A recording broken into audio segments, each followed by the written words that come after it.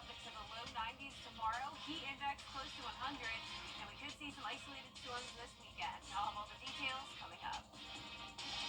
Right now, on News Channel 6 at 7, a late-night fire displaces a family of 5. What investigators say they believe caused it and what is being done to help them.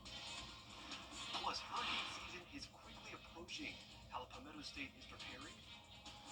And the review of Augusta's charter is underway. A closer look at the committee charged with combing through the document. Your news at 7 starts now. Live from Television Park, this is WJBF News Channel 6 at 7. Good evening, everyone. You're watching News Channel 6 at 7. I'm Graham Lee in for D. Griffin tonight. Thank you so much for joining us. Coverage you can count on begins with a local family losing their home after a fire last night in Richmond County. Augusta Fire and EMA helped the family get connected with American Red Cross as a resource to help them recover. We spoke with a neighbor who saw the smoke and yelled for the family to get out. I think the house next door is on fire, and she came out and she said, "It is, let me call 911. And that's when I ran over to the sidewalk of my house and went to calling Mary, named Mary, the house is on fire. And she ran out. Investigators say the fire was electrical and no injuries were reported. The Aiken County Coroner's Office is investigating the death of a former Augusta commissioner. We have sad news tonight to tell you that Bernard Harper was found unresponsive and pronounced dead at the Calmia Apartments in Graniteville. The coroner says no foul was suspected in his death. He was 73 years old. It is time now for our first check of the forecast. Here is Chief Meteorologist Jenna Petracci who joins us now. Jenna. Well, Graham, we've had a mix of sun and clouds today, and just around an hour ago, Swainsboro was completely sunny, but you can see some cloud cover there now on our Terry Lambert Hyundai Sky View Cam. All very high-level clouds, not going to bring us any rain. Our almanac today at Augusta Busch Field shows a low of 63. That's 4 degrees above our average of 59. And our high temperature today was also a few degrees above average at 89 degrees. So we are heating on up, and you can see we're still in those upper 80s in some spots. 87 in Augusta, 85 in Evans, Swainsboro at 86. Bamberg, you're sitting at 87 as well. 88 in Wrightsville, that's our warmest spot. And earlier this afternoon, Wrightsville, Sylvania, and Waynesboro all touched the 90-degree mark, at least briefly. Winds are coming out of the southwest. We have a 9-mile-per-hour breeze in Aiken, 9 in Saluda, 10 down in Wrightsville. You can see here on satellite and radar, the clouds have made their way down into our southern Lyon County, so more clouds than sunshine right now. And you can see as we zoom out, it's nice and dry in both Georgia and South Carolina, but we have these two fronts to our north. Those are bringing severe thunderstorms to parts of the south. Now, the deep south will continue to stay dry for the rest of this evening. We're looking good here in the CSRA. Low 80s still for now, and then we'll go down to the lower 70s by 11 p.m., and we're really going to stay pretty warm tonight. Our low is 68 degrees. We'll have a high of 93 for our Friday with a high heat index, so Friday will be the hottest day of the week. On Saturday, it's still going to be in the low 90s, and we will have that 20% chance of storms, slightly higher rain chance on Sunday. I'll have a look at your futurecast for that coming up. Back to you, Graham. All right, Jenna, thank you. Well, whether we like it or not, hurricane season is fast approaching. South Carolina Governor Henry McMaster has declared May to be Hurricane Preparedness Month. Caroline Yaffa tells us how he is urging South Carolinians to get ready. Hurricane season is less than 3 weeks away and goes through November 1st in South Carolina. And Governor Henry McMaster is urging the people in the Palmetto State to start preparing now. Make the best of the time right now while you still have time. And it means taking the opportunity to assess and finalize your long-term storm preparations. The South Carolina Emergency Management Division's guidebook has all the resources you need to get ready for the season. McMaster walked around several informational stands outside the Emergency Management Division that had additional resources for South Carolinians. McMaster says this hurricane season, every storm that hits the state will be a disaster. But the most important thing will be to save lives. A disaster does not have to have a loss of life. With preparation and understanding of what's happening, we lost 49 people in Hurricane Helene. SCEMD Director Kim Stenson says they have been in contact with FEMA, and the agency has indicated they will provide services during hurricane season to South Carolina. There may be be some modifications in terms of the funding levels and some of the requirements that we have to go through to actually get the grant. But it's, as far as we know, they're still in existence. McMaster was asked about Trump's discussions regarding FEMA being pulled back, which would give states the leading role when it comes to disaster relief efforts. McMaster says South Carolina officials have already taken the lead. That's why our state and now this team has been recognized as the finest in the country. All officials are urging South Carolinians to know their zone before the hurricane hits, so you can properly prepare your evacuation. In Charleston, I'm Caroline Yaffa. 2 government agencies are helping Hurricane Helene victims in the Peach State. The Small Business Administration is extending its loan program and FEMA says it is still rolling out funds to help Georgia families who are still recovering. Story from our Atlanta Bureau Chief, Archith Seshadri. The Small Business Administration, or SBA, says they will extend the Hurricane Helene loan program until the end of June. The SBA says loans are not just for businesses, but individuals can apply as well. So we assist renters for up to $100,000 for the interior context of their homes. For homeowners, we assist up to $500,000.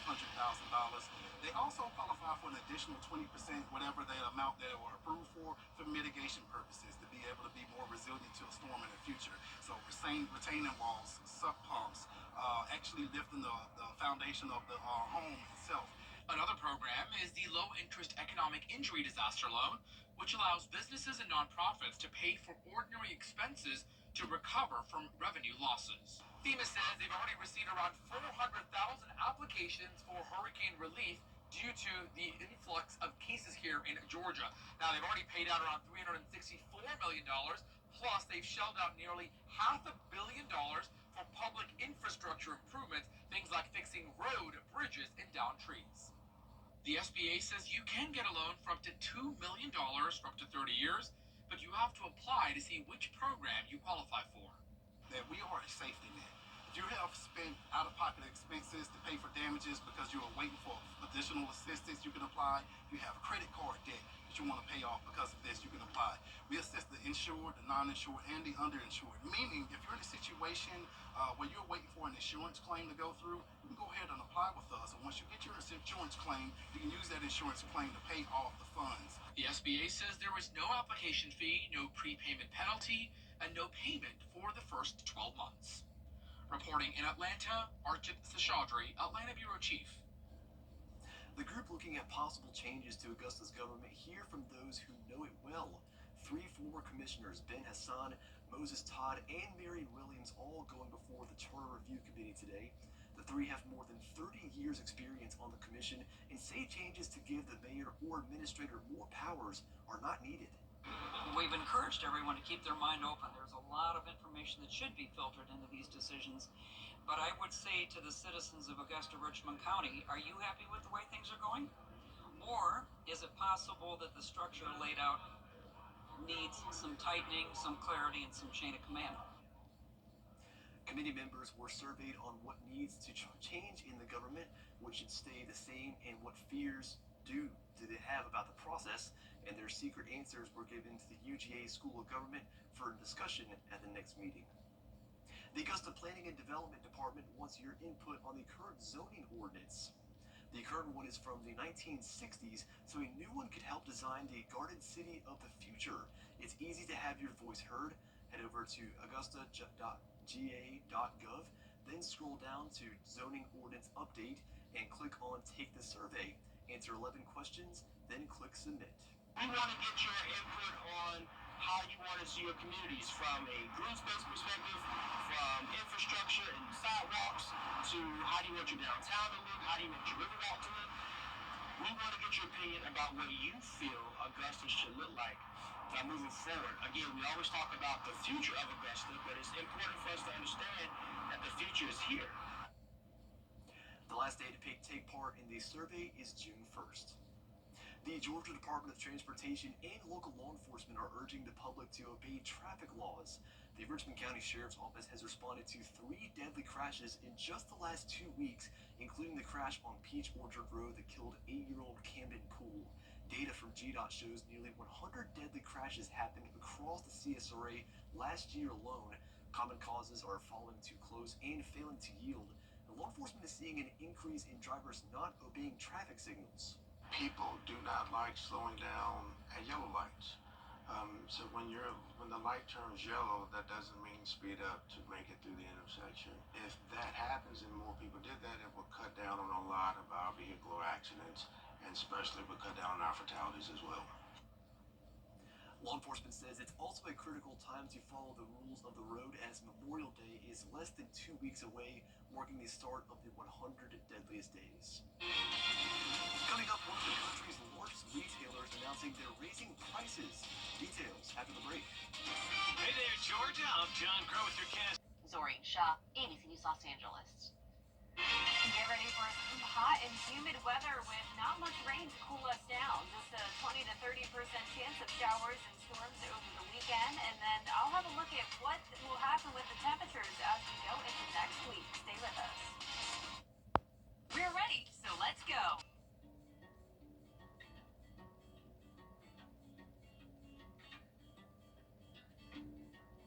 When we have the food we need, we are at our best.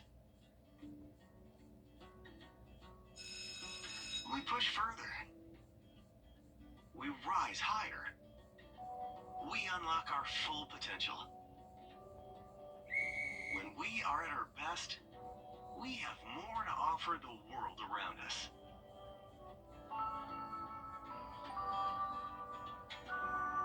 When we have the food we need, we make our communities stronger. Together, we can help everyone get the food they need to thrive. Join the movement to end hunger at feedingamerica.org/actnow. We're ready, so let's go. Like these fashionable 5-piece sets. Each just $14.95 for $28 a month. Interest-free for 55 months. Now and room to go. Now, your most accurate forecast with WJBF Live 5/6. Welcome back and happy Friday Eve. Let's start out with a live look in on our Terry Lambert Hyundai Skyview cam over at Wellstar MCG Health. We do have mostly clear conditions out there, sitting at 87 degrees, feeling like 90 though because of a dew point of 65. Winds are out of the southwest, just at 6 miles per hour. And around the CSRA, we have low to mid 80s. Like I mentioned at the top of the show, a couple places did get to 90 today, and I'm expecting widespread 90s for our Friday afternoon.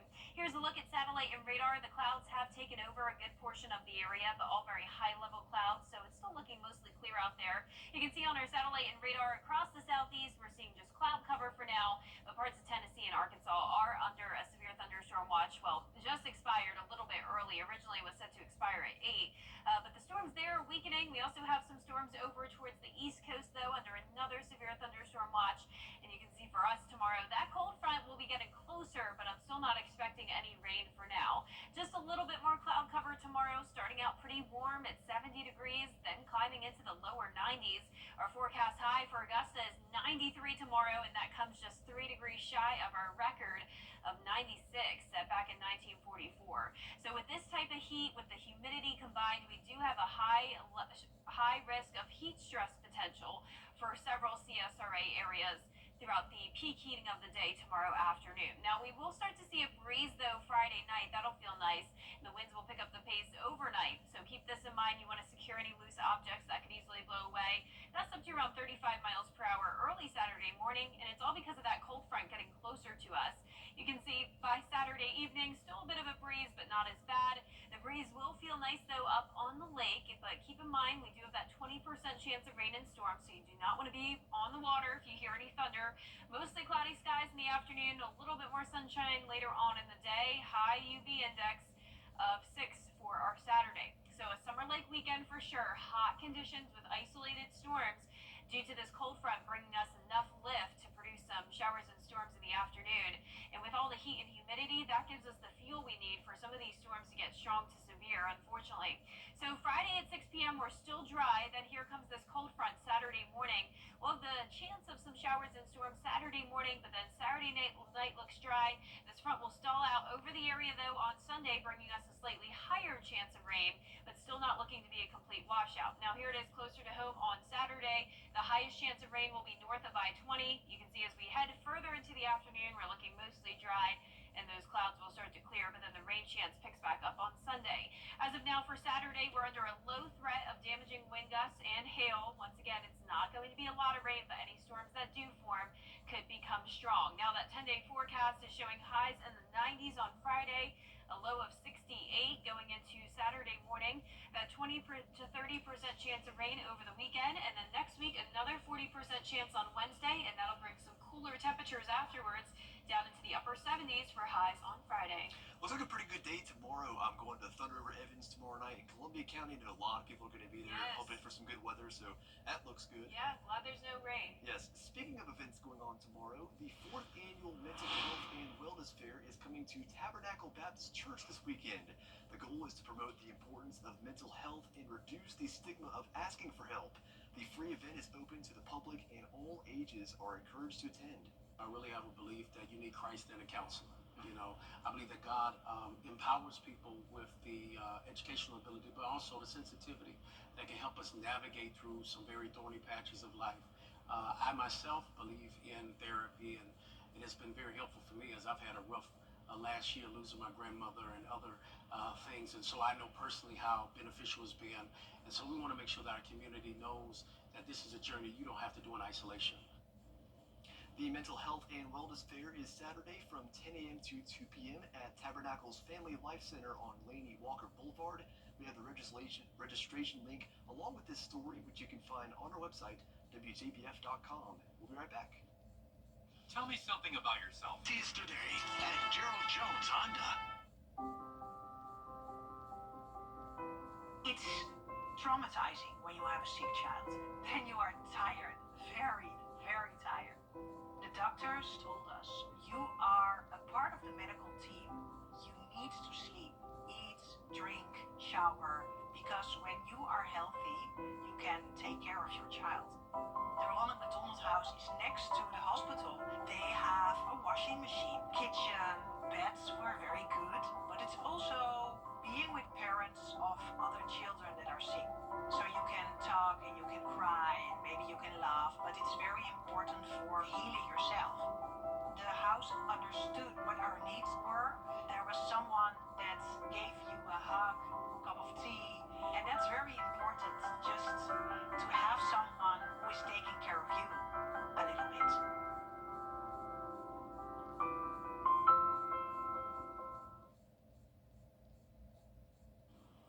A bit of sad news today. The alligator that took Chubb's hand in the Adam Sandler comedy Happy Gilmore has passed away. Moore's was the oldest alligator at the Colorado Gator Farm. In addition to Happy Gilmore, he was in Dr. Dolittle 2, Interview with the Vampire, Eraser, and Blues Brothers 2000. Morse was forced into retirement after he tore up the set of the 90s sitcom Coach. I know you just told me a second ago you haven't watched this movie, Jenna, but I highly encourage it. It's, in my opinion, one of Adam Sandler's best movies, Happy Gilmore. Just such a good laugh, but sorry to hear about Morris. Yeah, you know, I've heard of it so many times. It's definitely one of those things I need to watch eventually, so I'll add it to my long list. Especially if you like golf. You know, we're coming off the Masters. It's a funny golf movie. Not a big golfer, but living in Augusta, I should probably see it. Yes. This weather looks pretty nice, though, outside of maybe Sunday. Yeah, I mean, I'm liking the hot weather personally. I'll take it any day over all that rain we saw last weekend, but we could see a few isolated showers and storms this weekend, a 20 to 30% chance, not a washout, but we'll be watching it for you. And then as we go into next week, mostly dry and hot start, but then cooling down by Thursday. Well, sounds good. Thanks so much for joining us. Stream News at 7. You continue tonight on UTV at 10. Entertainment Tonight is up next.